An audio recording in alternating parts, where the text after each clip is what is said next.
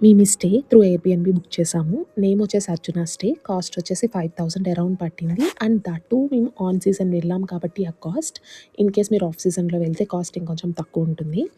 ఈ స్టేలో best part ఏంటంటే ఇదొక ప్రైవేట్ విల్లా. దీనికి పక్కనే ఒక వాటర్ స్ట్రీమ్ వస్తదనమాట. ఎవ్వరు ఉండరు. ఓన్లీ మనము అండ్ ఇంకా స్టేలో ఎవరైతే ఉంటున్నారో వాళ్ళు మాత్రమే యాక్సెస్ చేయగలరు. క్రౌడ్ విషయానికొస్తే జీరో. అసలు క్రౌడే ఉండదు.